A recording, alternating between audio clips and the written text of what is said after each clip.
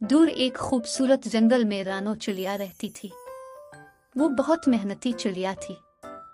इसके घर के सहन में एक मीठे अंगूरों की बेल लगी हुई थी।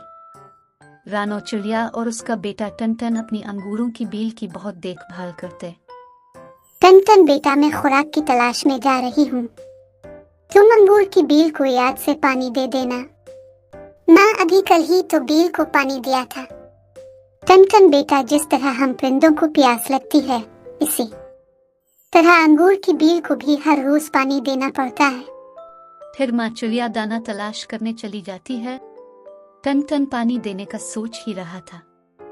इतने में वहाँ गोरी कवि का बेटा राजू आ जाता है।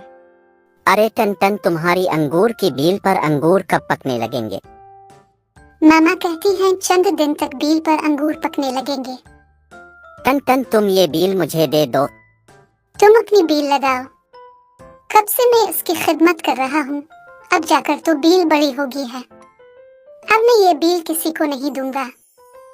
राजू गुस्से में घर आता है। मामा, मुझे चिड़िया के बेटे टन की अंगूरों की बेल चाहिए। मैं इसी बेल के अंगूर खाऊंगा। गोरी कवि अपने शौहर कालू कौवे से कहती है। अरे कालू, सुन रहे हो?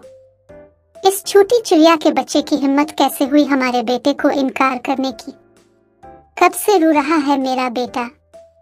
तुम अभी जाओ, इस चिड़िया के बच्चे को सबक सिखाओ, वरना मैं तुम्हें खाना नहीं दूंगी। कालू कौवा गुस्से में अलिफाड़ कर रानो चिड़िया के घर पहुंचा और टन को डराने लगा। वो एक छोटे से परिंदे, क्या तुझ में हमें नजरअंदाज करने की जुर्रत है? जल्दी से अपनी अंगूरों की बेल हमारे बेटे राजू को दे दे, वरना मैं तुझे इसी बेल के साथ बांध दूंगा। टन डर जाता है, लेकिन फिर उसे हिम्मत आती है और वो रोते हुए कहता है। कौवे अंकल, ये नहीं हो सकता। मैंने और मेरी माँ ने मेहनत से ये बेल लगाई थी और उसकी देखभाल की है। मैं ये बेल किसी को नहीं दूंगा। कालू कौवा और भी गुस्से में आ जाता है और टन पर हमला करने के लिए झपटता है। लेकिन अचानक रानी चिड़िया वापस आ जाती है और कालू कौवे पर चीखती है। दूर हटो बदमाश कोई, तुम मेरे बच्चे को नहीं डरा सकते। कालू कौवा रानी चिड़िया की बहादुरी से डर जाता है और भाग जाता है। रानी चिड़िया अपने बेटे को गले लगा लेती है और उसकी बहादुरी की तारीफ करती है। आज तुमने साबित कर दिया कि तुम मेरे बहादुर बेटे हो, और ये भी कि हिम्मत और अज़्म से कोई भी मुश्किल आसान हो सकती है। टन बहुत खुश होता है और अपनी माँ से कहता है।